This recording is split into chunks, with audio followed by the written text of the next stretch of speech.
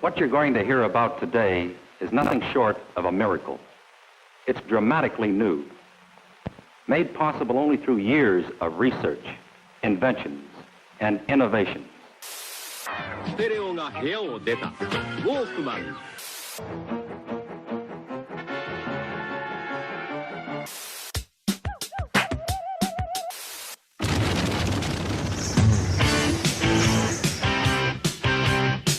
Let's just have some fun today. Now, we'll take that and go right up to the canvas. Just sort of let this happen. And now, a word from our sponsor.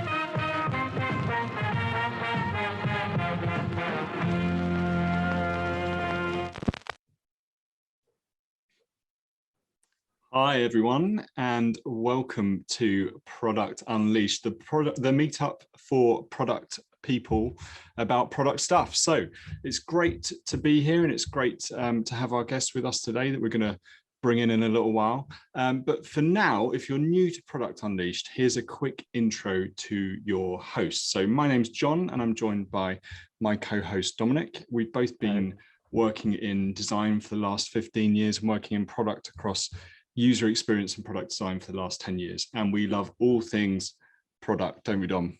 We sure do, John.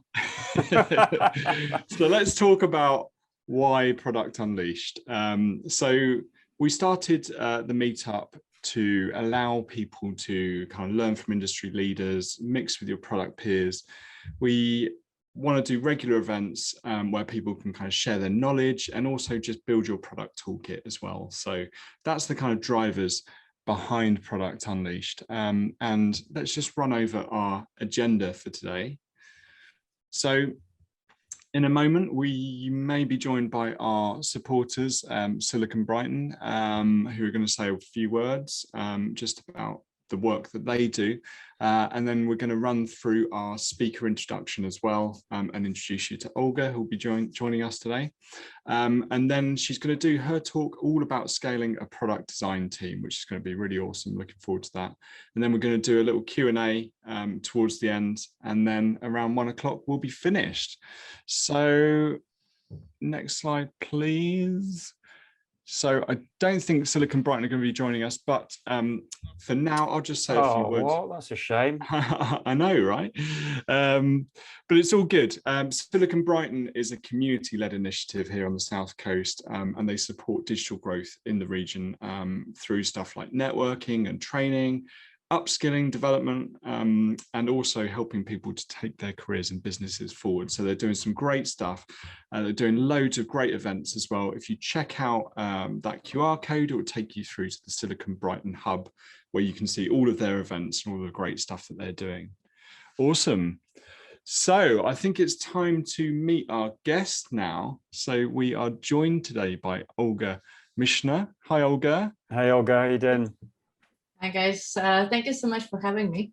Oh, no worries. It's a pleasure. So yeah, thanks for coming on.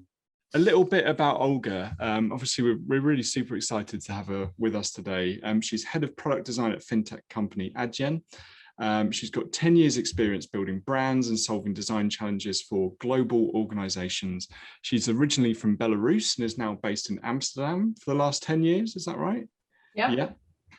She's got a passion for scaling design teams, and in her spare time loves to nerd out about wine and smelly cheeses. So a little bit of trivia for you there. Maybe that's the next meetup. I want to know more about the cheese. Yeah, should we just talk about cheese today? The No, it's smellier really the better. yeah, it's really good to have you with us, Olga.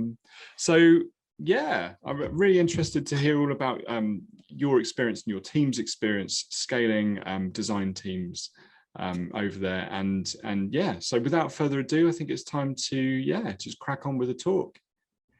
Okay. Yeah. Cool. I can Okay, over to share you. my screen.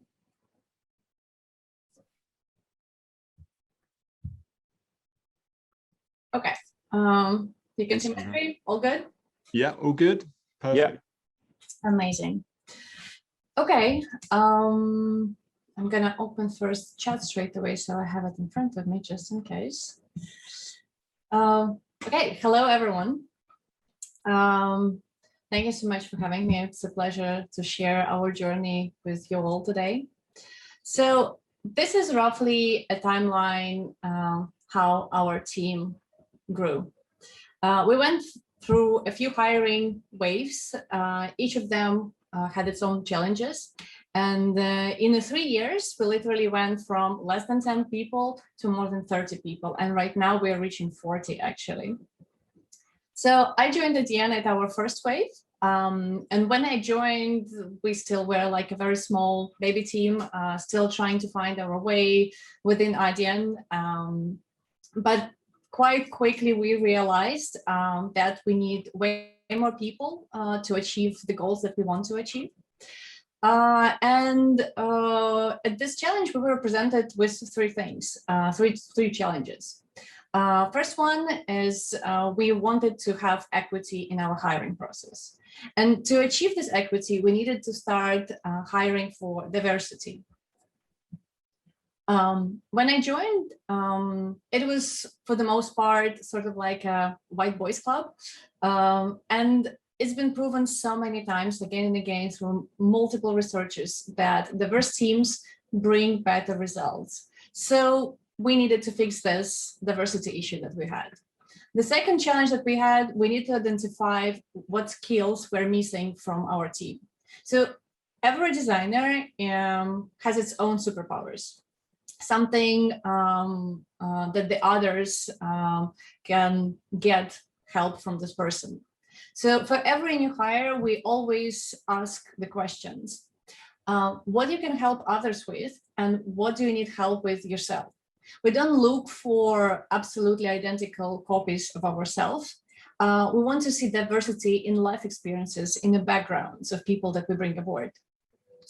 The last challenge that we were presented with is building a reputation for product design. And when I say reputation, I mean product design needed to show value and impact that we can have for all product and for the business. We needed to overcome sort of like childhood trauma of Adyen. In its core, Adyen was always a developer company that was built by developers. And they knew that the user experience is important, so they brought UX researchers on board. But researchers, they're not designers and they're not product managers. So they did what they do good. They did research, but there were pretty much no one to turn it into some actionable point or to implement it. So UX research became sort of like a bad word, and we really needed to fix that. So with these intentions, we kicked out our second wave of hiring. At this point, first of all, we were looking for people who had great potential and would be amazing teammates.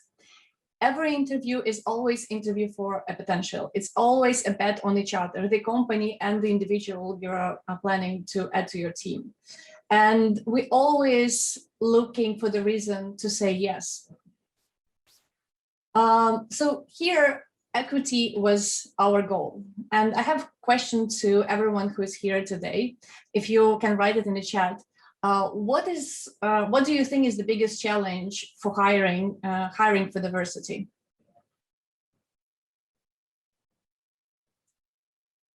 Anyone? Any ideas? What could it be? in applicants, yes. Knowing where to look, exactly. Past biases, different, yeah. Finding a reset of applications, exactly. Yeah, thank you, everyone. It's exactly the points that we wanted to tackle. And how did we approach this? So, as I said, diversity was a very important aspect for us. And to ensure that we have the right people to choose from, we needed, first of all, to assemble a diverse hiring funnel. And in order to do that, we started to reach out to communities that represent and elevate diverse people. We reach out to Slacks, through the meetups, Facebook groups, it all works. And the second point, once you reach the right people, we need to make sure that they don't run away from us. They don't get scared by our job description. So we started thinking through our job description. We needed to think how to make it inclusive and not to scare people with the toxic terms like a rock star or a unicorn. So what we did, we ran our copy through a Textio to create inclusive language. Textio is a machine learning algorithm that helps to identify gender-powered language that might turn off people from underrepresented in tech groups. So here, I have a question, how far you can stretch Nick. Nick is VP of Product Design, and I have our first question here. You're gonna see it on your screen as a poll. Do you have regular weekly or bi-weekly one-on-ones with your manager?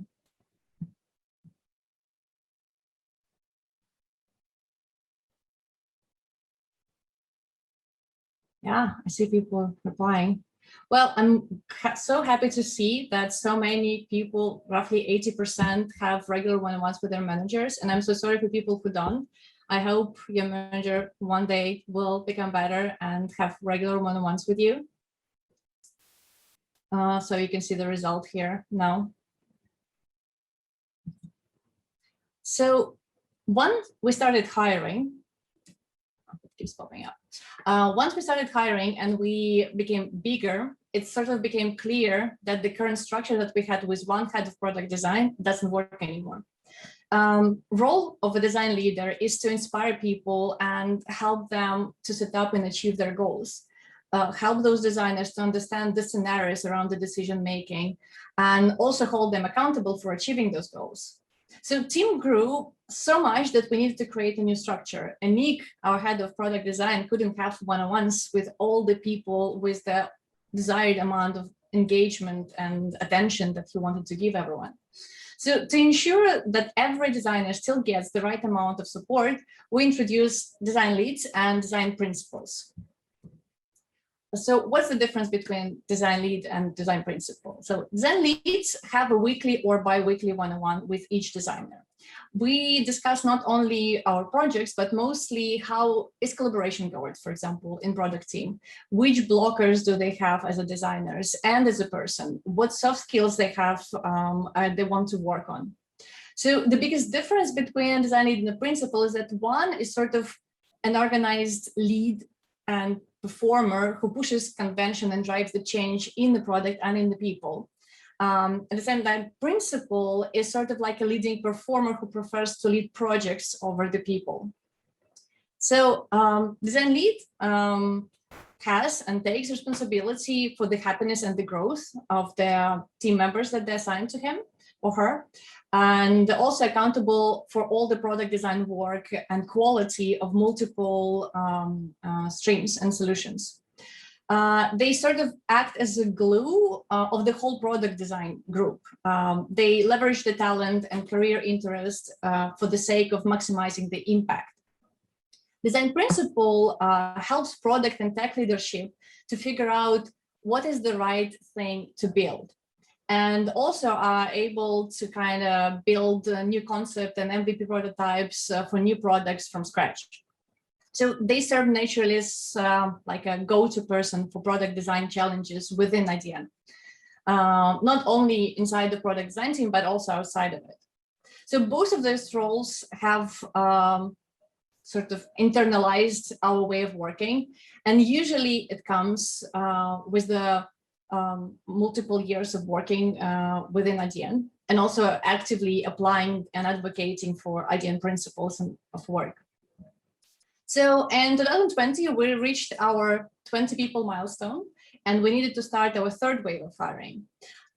This was made possible because the design team proved that we solved not only user problems, but also business problems. Every project that was delivered with product design involved brought the value to the company, and that was really tangible and it was possible to see. We even started to hear things like everything that product design touches turns into gold, which was really cool. And with this, we were able to secure 10 more hires. At our third wave, we were looking for the people who are cooler than we are and who would close all these gaps in team skills and the knowledge that we had. And in the meantime, we also kept an eye on our hiring process that our candidate pool still stays diverse, and our interview process helped to keep diverse talents attracted. We strive to make sure that we think about our unconscious biases during the hiring process. What we do, we ask the same list of questions to all the candidates. So we make sure that we have the same measurement tool for all candidates. And also we established that there is always 2 interviewers in every meeting and overall diverse interviewers group throughout the whole hiring process. So every candidate have at least someone they can relate to or they can see representation in the company. I personally know cases from other companies when people rejected the position and offer really good offers because they saw only white men throughout the whole interview process. They couldn't relate themselves to this company. So we really didn't want to lose great talent to this silly reason. So here I have another question. Do you feel supported by your manager? Now you're going to see a poll on your screen, I think. Can I get the help? Oh yeah, here.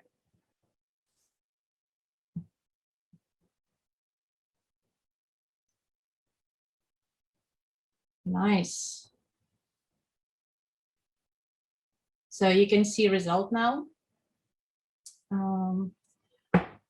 As you can see, 75 people feel supported, which is amazing. And I still see like 25% who don't feel that, which is sad. And I hope people will get better managers in the future. But so, oh, I'm trying to close the poll. Okay. So this wave of hiring happened during the pandemic. And we had to think of how to make sure that we onboard people well into our group, we absorb them, and we also make them feel our vibe and our way of working and how we collaborate. And this was not only possible by pairing designers together from different teams and different projects, but also through like non-work related events. What it all comes down to is it's all about being human to others and seeing human in each other. For example, we're doing a lot of one-on-ones outside of our homes. We meet for the coffees in the park. And after work, we do activities like cooking together, learning how to make cocktails, and we organize some ridiculous quizzes. And because our team is so diverse, like we pretty much have people from all continents except Antarctica, we have this cooking together evenings when someone will bring a dish from their own culture. So we cooked like dranki from Belarus, arepas from Venezuela. We cooked a meat pie from Australia. It's super fun. And last week, we finally met in real life in a park with a larger group, and everything just clicked there. People were seeing each other for the first time in real life, and they felt the vibe was there. We felt like we know each other, actually, even though we never saw each other in real life. So these little things really, really help. And also in our one-on-ones, we're not only discussing the workload, but also trying to get to know each other. And we're also trying to help each other to get through the difficult time that this pandemic was. And it's all about this energy that each and every designer brings to the team. So how does our team look like? Product design grew, and it became clear that our one researcher and one UX writer wouldn't just cut our needs. So we expanded our team on those frontiers and introduced a design operations team. We had separately UX research and we had UX writing. So this team works sort of like an umbrella for all of us. Role of product design is to translate the goal of the product into like functional user experience and nurture that experience as the product matures, goes through different stages.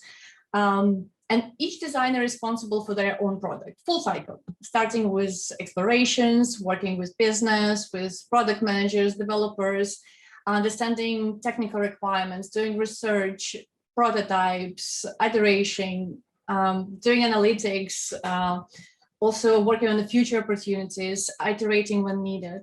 So in other words, discovering and defining the problem and then empathetically designing this solution.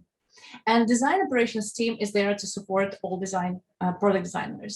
So in UX writing, we have 3 people and we're still looking for more. They work alongside with the design. They build the experience and the story. They work on the content strategy, and they work not only with the product designers, but also with other stakeholders. They work with legal, with compliance, with researchers, everyone. And only as the last step, they actually shape words. It's all about the story that we tell. In research, currently we have 5 researchers, and we're still looking for more. They focus on discovery and evaluation. So they do quantitative, qualitative, web analytics, surveys, the whole thing. And they help all designers to identify opportunities and also to evaluate existing solutions or prototypes, for example. And of course, we made some mistakes along the way. While all our designers were called just product designers, we didn't have any split on junior, mid, or senior level. Our job description did say senior. We did this to ensure that we get a certain quality level in our applications, but at the same time, our team got upset. They needed clarity in which level they are then. So we had to come up with a clear guide to all the levels, what kind of skills and responsibilities each one had. This clarity really matters. So here I have another question for you all. Do you have clear understanding what's the difference between junior, mid, or senior designer? Can I have a poll here, please?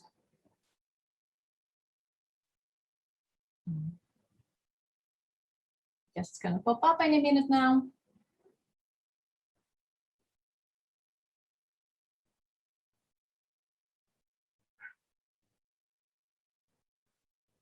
Yeah, unfortunately, not so many people do have. I think in our industry, we have so many misconceptions, which role should do what. Okay, I'm gonna share results now. As you can see, the majority of people voted that actually they don't have this understanding. And that's what we really wanted to tackle with this. What we did to bring this clarity to our team, we created a generic file with criteria that are open to every designer. It was done in like a Google Doc. And it can be used by designers themselves to assess where they are in their career, or they can do it together with their design lead. And of course, these criteria were not exhaustive. And of course, it wasn't like a checklist that you need to have this skill, and this skill. Everyone's career path is sort of unique and special. And according to our Adyen formula, everyone owns their own career. So you decide what you're going to do. While these phases roughly outline the difference between someone who just starting, like a junior designer outside of Adyen, or someone experienced like a senior designer of Adyen, we didn't use titles internally to assert influence over the others. So it's always about best ideas from anyone and anywhere that will take precedence over the title. And these job definitions that we wrote, they had to correspond to the real world as well. So, for example, when designers would leave Adyen and go somewhere else, they can get a better job. And also, they should have built a skill set while working at Adyen that makes them a better designer and a designer that they're proud to be. So how do we define those levels? I have a question here as well. Do you think years of experience ensure the seniority? Can I have a poll here? Yes.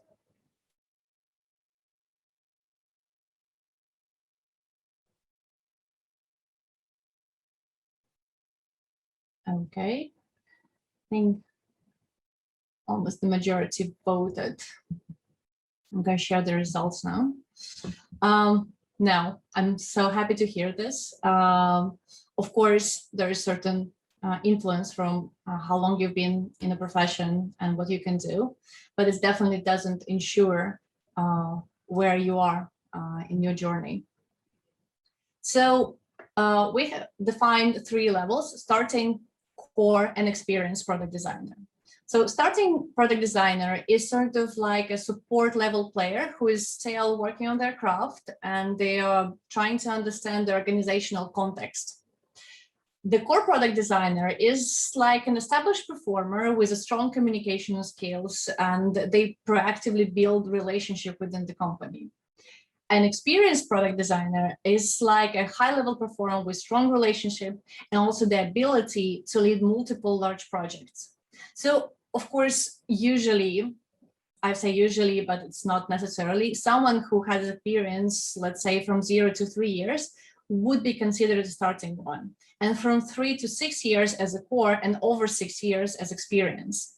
But this is not set in stone. Someone could have spent a decade sitting on their ass, sorry for that, in one place and haven't learned anything, while someone could have spent 2 years at a startup and went through the crazy journey and have lots of experience already. So starting designer sort of owns part of the product, while core designer overlooks full product scope, and experienced designer would not only own the full product scope, but also drive the strategy together with the product managers and the tech leaders. So in short, as you gain experience, your impact is expected to grow across different dimensions. Impact can greatly increase through the scope and through the influence that you have.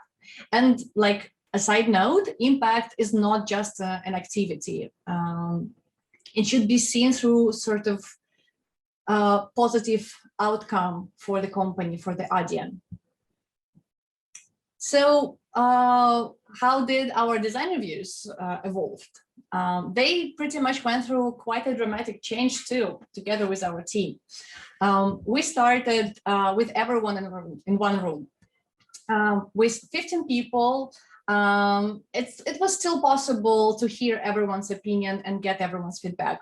When we stopped fitting in the biggest room in the building, we understood that it was a time to split it. We introduced design reviews based on the product grouping. We ran multiple different experiments, different groups of people, different moderators, different amounts of times per week, different amount of time dedicated to it. Currently, we have 4 design reviews for specific product groups and 1 specifically for our design system. It's working, but of course, it's not the final iteration. I'm sure we're gonna come up with something new. We also started to invite developers and product managers to our design reviews, and they always, absolutely always have interesting ideas and also help to provide the different points of views. And design operations are also welcome to join, all of them, and they do it very regularly.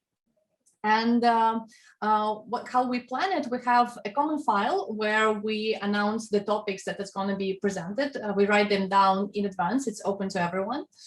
So people can look at the schedule for the week and they can choose which one they want to join, which one is interesting for them. But regardless, the structure that we have, it's always the same ideas behind each and every design review. We try to understand before trying to be understood. So we ask questions why people did what they did. So every designer also is expected to present at least 12 times a year, so at least once a month. Every project should be presented at different stages. like concept stage, when you're still kind of trying to understand all the dependencies, you think all the ideas, evaluating them. During the development stage, user testing results, other work in progress milestones. And it's always great to see a ship product.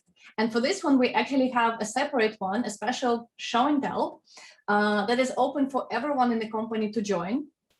And every month we choose 4 or 5 projects that are interesting for a broader audience. And we present them within an hour on a Friday afternoon, like a final closing show. So now we are over 30 people and we're reaching 40. And we, in our 4th wave of hiring, we identified which products need product design attention, and also securing these hiring roles with the board because they see the value in it. And we are at the stage when we need to ensure that product design is seen as allies for the business, and we want to continue elevate the product. And we need to bring even more great people on board. So all this scale wouldn't be possible without my amazing colleagues. Of course, it's not done only by one person. We have 3 heads of product design, and Nick is our VP of product design. So Nick, Paolo, me, and Pedro. Well, speaking about Pedro, he is dead to me. He left the company. He's a real traitor. And but back to my amazing colleagues. So we meet every week. We continue to discuss what can be improved. We share how do we run our one-on-ones, what kind of new ideas we have to sort of keep the spirits up and help our team to be at their best. And currently we're piloting design stand-ups and monthly all-hands meeting. So this story never ends. We always continue to improve things. So thank you, everyone. This was it. John? Perfect. Thank you so much, Olga. Yeah, thanks so much. Really, really super interesting to hear all about your the journey that you've been on. Yeah, I think we've got a few questions in the Q&A. Yeah, definitely. Just to say, yeah, thanks again. I thought it was really interesting. I also thought it was great how you kind of changed the way that you describe seniority levels as well. I think that's kind of quite nice because I don't think necessarily that always, you know, correctly summarizes, you know, how much experience a person has. So I thought that was really interesting. Absolutely, yeah. It's good to hear that you're continuing to kind of, you know, iterate upon the process as well. It'd be really interesting to check in with you and see how things are going, you know, a year down the line. I'm curious myself. Cool. Okay, we'll jump to questions. If anyone has any questions, by the way, please feel free to add those in there, and hopefully Olga can answer them for you. We'll fire away. We've got one in here from Pete, and he has asked, how do you think different cultures affect the team dynamic? Yeah, it's definitely a thing. And we actually have a workshop on cultural awareness because we have people from all over the world. And of course, everyone behaves differently in a work environment. And what it definitely made us is more empathetic towards each other. We're always trying to understand what's the motivation behind everyone's action. And it helps us. We have very open conversation about different topics in our group chat with the team, and no one is afraid to ask something or to share something. And I think we kind of enriching each other with the experiences that everyone is bringing to the team. Yeah. And yeah, I think we're becoming more understanding. Perfect. Great. Hopefully that answers your question, Pete. Next, we have, how do you go about mapping out criteria for each of the different seniority levels associated with each job role you're recruiting for? Yeah, so I think it's mostly depends on what kind of influence and impact you have within the company. So the greater the impact, the greater the influence, the more people are involved in your work, the greater is your seniority. It means you are able to build those connections and you're able to piece things together.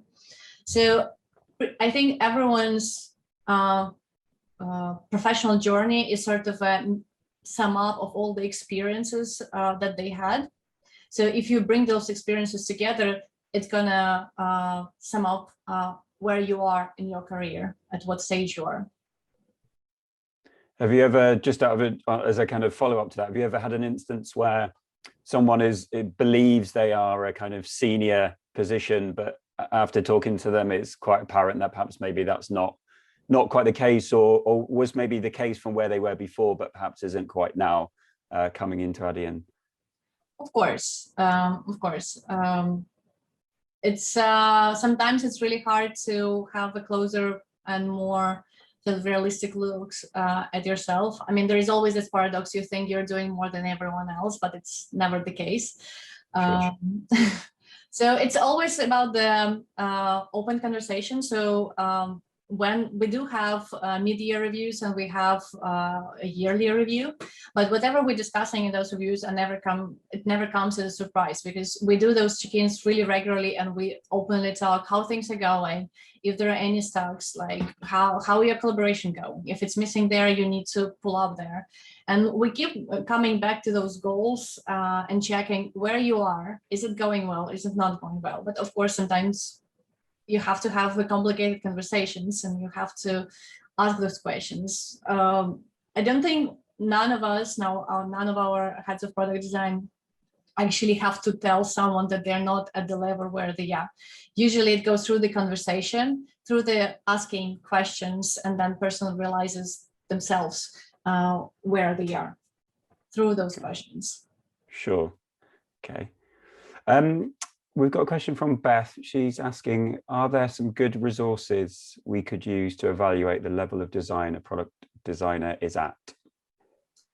Oh, yeah, there are quite a lot of them. I mean, it's not a lot, but there are quite a few of them.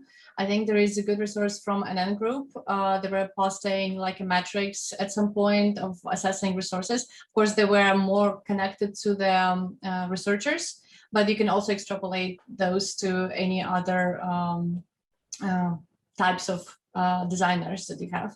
I can check later for some links and maybe share it if you have like a newsletter or something like this. Yeah, absolutely. That would be great. Yeah, perfect. We have, with a small team of product designers, what is the best way to lead so that everyone has clarity around what's expected and what needs to be done? So I think regular collaboration and regular check-ins is the most powerful one. We found that having a file where everyone is writing what they do is not really doing any good. It doesn't help people being aligned. We tried multiple versions of like a wall of projects where everyone would print out their screens and put on a wall. We tried one big file where people will just add their screens and update. None of that actually lived through time, because at some point it all gets forgotten and people just don't update those things. So I think face-to-face conversations are the most powerful ones. And when we had a smaller team, we always had a catch up on Friday. It was the whole team. We were about 12 people at that point, and everyone would have 3 to 5 minutes to share what they're working on and if they need support with anything and if they have questions for anyone else. So that was the most powerful way to stay aligned with what everyone is doing. Yeah, definitely. Fiona is asking, do your senior/experienced employees play a role in the development and growth of the younger, junior, or starters, as you're calling them? Yeah, absolutely. We have a buddy program when everyone gets a buddy and they just have to work on some things together. They decide what it is themselves.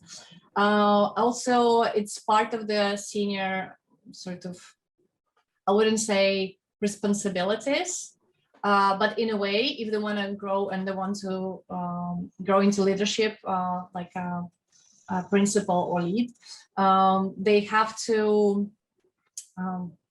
start to do those things before they get the title. It's always like first you do the thing, then you get the title, because you have to prove you can do that. Sure. Of course, you always take a leap of faith with someone when you promote them or giving them new responsibilities, but it always through this trial, like, can you work with other people? For example, as a lead designer or a senior designer, you have to work on a project that involves multiple stakeholders. If you're able to organize those stakeholders, if you're able to help junior designers who are involved in this project, then that's that. Cool. Love it. So prove you can do it before you get the title. Yeah, it makes sense, doesn't it? I mean, I know Yeah, it can also be challenging because it's like, I'm already doing the job, but I don't have a title. But on the other hand, it feels natural. It doesn't feel like you're just jumping and you suddenly get the role. You're already doing it. It's just the paper change. Exactly. Definitely. Yeah, I think it's easy to spot when people are quite obviously kind of leading towards that way and kind of eager to teach others as well. Yeah. How do you ensure you keep good people once you've hired them?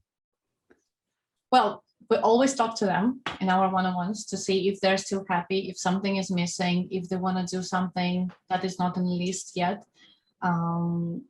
It's always one-to-one conversations because everyone wants different things and it cannot be one fits everyone. So it's like if you say, oh, we have this set of perks like a gym subscription, I don't know, mindfulness app, I don't know, learning budget. Everyone needs different things. So if someone wants something, we can discuss it and probably we will get to the person. Yeah. Not Paolo though. I Don't mention him. He's gone. He's dead to us. No, actually not true. He just joined our drinks on Friday. He probably knows us. How do you ensure, so Fiona's asking, how do you ensure you keep a good sense of company culture as you grow the team without them moving into a kind of silo mentality? And do you use any tools to help you support this? Yeah, it's a challenging one. I think we're constantly trying to figure out how to do it best. And I always have a feeling like I'm failing at it. But then after this pandemic, we had a lot of people joining and then never seen the team in real life. And we had these drinks and I was amazed by the vibe. It felt like we've been working at the same office for a year, even though we didn't. So I think it's not some specific tools. It's always the personal connection and empathy and trying to understand someone else and trying to help each other. So I know that a bunch of our new joiners, they just started to help out with running design sprints, for example, or research, or joining on some smaller projects with others if someone needs a help or something. So it's always this one-on-one interactions that brings the vibe and break the silo. Yeah, absolutely. I think everyone's just so happy to be out as well, aren't they now? And seeing each other in real life. It's like that was a blessing. Yeah, definitely. Did you say you had any kind of internal programs for developing people within the company? So if say someone is starting outside of kind of mentor, like one-to-one mentorship, is there any other kind of training or any other kind of resources that you use to kind of help develop them and allow them to grow? We do have, so it's not necessarily for product design. Generally in Adyen, we have this program for people who still want to figure out what they want to do in their career. So they come straight from the universities or from some studying programs, and they are allowed to join teams and to sort of take on some tasks and see if it's interesting for them. And of course, they work with someone who is more senior, so they can discuss and understand.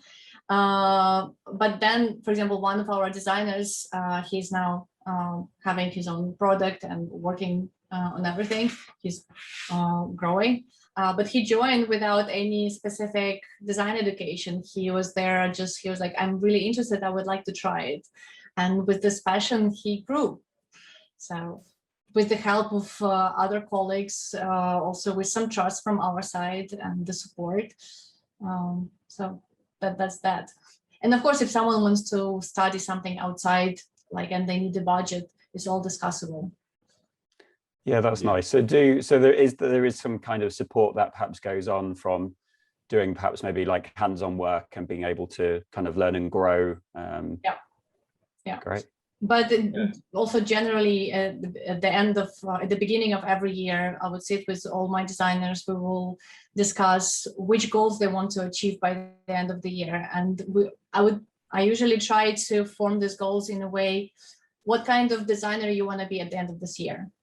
And then backwards from that, we can figure out which projects this person better take on and which task they need to focus on. Because at the end of the year, you're going to be a sum of those experiences that you got throughout the year. And it really depends on what you're going to take on.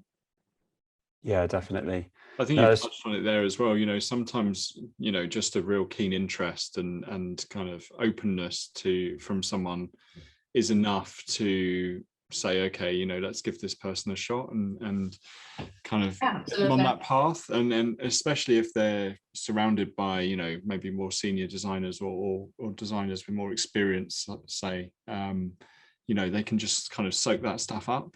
Yeah. And that in itself is, sometimes the best education, isn't it? Yeah. Yeah, totally. I mean, we're all learning from each other. As I was saying, we do try to hire people that are different from what we already have. So we get this new skill that everyone can learn from them. Yeah, definitely. So do you set things like OKRs for like personal OKRs for individual team members to kind of work towards, or is that not something you do? We don't have specific policy or practice. Everyone kind of chooses themselves what they like to do.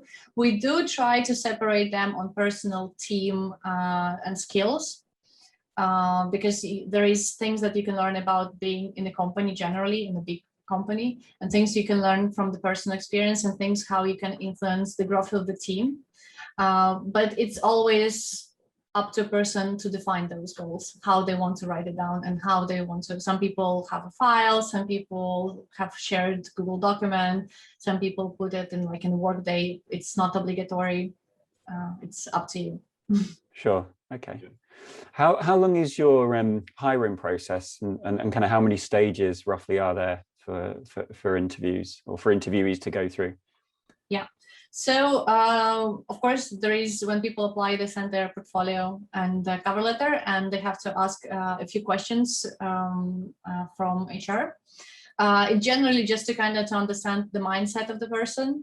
And then, of course, we'll look at the portfolio. It has to be presentable, but it's not the main decision-making factor. Usually it's those questions that people answer on the spot there while they apply. So then we invite people for first call that there are usually two designers there. Not only our senior designer, but also people who wants to grow and who want to learn. And usually we just talk in this stage about like who you are, what you're interested in, what is your journey, just to kind of understand what kind of person you are, and also for the person to understand what kind of team we are. So they also get to ask a question, because it's always a match between two of us. And then after that, there is a technical interview. It consists like of two parts. One part, people get to present the project that they're particularly proud of or showcases their skills really well. And the second part, we run like an impromptu design review of some product like Spotify or Google Docs or something. People choose something from the list, or YouTube, something not payments related. We don't give tasks to people to do at home, because we kind of value their time. If someone is applying and they have to invest at least 48 hours into each interview, it's just too much. I don't think it's really, really possible. And then after the technical interview, there is the last stage. It's 3 short interviews. They get to talk with potential team members, because by that point we pretty much know to which team this person fits. This specific skill set would be good with this specific product. And so they would talk to their potential teammates. So it's also to see, because I mean, it's important to know who you're going to work with on a daily basis. And we always have one interview with one of our board members. They still try to talk to everyone who joins the company, because people is the main asset of the company. Yeah, for sure. Absolutely. Julia's asking, what do you expect to see in the portfolio? What should be in the project description? Mock-ups, no mock-ups, etc. Yeah. So for me, it's important to see what was the process. How did you end up with this specific idea? If there were any iterations, for example, if you did the research, did you learn from it? Were you able to change something based on this? Or you just continued without changing anything, for example? So yeah, it's important to see the variety of the different skills that you have. It's when I look at the portfolio, I need to understand which part of the process you did, and if there were other people, for example, and how did you collaborate with these people, things like that. Absolutely, paint a bit of a picture, like tell a story around it. Yeah. We've got another one. We got another one from Fiona. What are the contributing factors that highlight the need to recruit more people? I guess maybe having too much work. That's always a good one. Yeah, definitely. That's the main factor. And also when we identify that potentially we want to explore a new area or new functionality or new product, and then usually we probably will need someone with this specific skill set, or we will it's usually just looking on the complexity, how much of the things we have, do we need extra hands here and there, and also try to have a little prognosis in advance, because hiring designers takes a long time. Yeah, absolutely. Cool. Okay, right, let's have a look if there's any more. Just think we've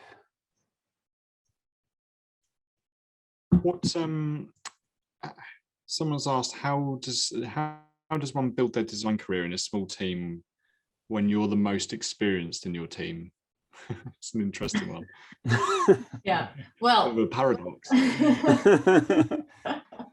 So I think first of all, you need to understand if there is opportunity to grow within this specific company. Are they actually looking into that and they're going to be happy with it, or they have more not meritocracy sort of thing. You need to start to see what are your influence within this team. Are you helping others with the projects? Are you helping them with their career? Because if you're a senior, probably you have more experiences. You can help people with different things. Look for the projects that don't touch only your specific area, but also touch projects of other people. So that's your influence, and your reach will grow. And of course, establishing a relationship with the other stakeholders within the company.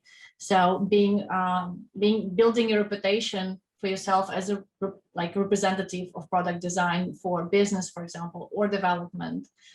So I think it's about that. Yeah, exploring more opportunities outside of your comfort zone. Yeah. And we've got another one from Sakis. Please share with us what skills you consider important for a product manager from your product design perspective. Oh. It's hard to be judged by the product managers. I personally think the most important skill for the product manager is to be a good ally to tech, ally to business, ally to design, ability to understand how other people work and be able to connect those things. So product design quite often happens to be a glue that brings together like business, users and stuff. Product management is a glue that brings all other parts of the team together. They help to bring to shape requirements. They have to shape the vision. And if you're able to do it together with the design and tech, I mean, you're golden. So collaboration really is the key, being able to understand and absolutely the bridges between the different parts of the product process. We hear that time and time again. No, that's awesome. I think we're just about out of time now, Olga. So yeah, really thank you so much for coming on today and talking to us about your experience and the experience of the team at Adyen. It's been really, really interesting to hear all about it. And thanks for being quizzed as well. Yeah. All about it as Thanks well. so much. Having me. That's brilliant. Cool. So yeah, we'll hopefully get you back again at some point in the future and ask you how you're getting on sort of down the line. It'd be great to hear how things develop for you. Brilliant. Thank you so much. Yeah, thanks so much, Olga. Happy to share our experience. Thanks, Olga. Brilliant. So all that's left from us then is just to wrap up. So thanks again to Olga, our speaker. Thanks to our supporters, Silicon Brighton. We wouldn't be able to do it without you. And thanks as well to you guys who showed up. Thank you. Just one more thing to announce. We got our next event, which is our July event, which is going to be on the 29th. We haven't announced the speaker yet, but we will do soon. So you can use that beautiful QR code to get yourself over to Eventbrite, and we'll send it out as well if you're part of the Silicon Brighton mailing list, and sign up for an early bird seat, and we'll see you there. But for now, it's bye from us, and thanks for coming. Yeah, thanks everyone. See you next time.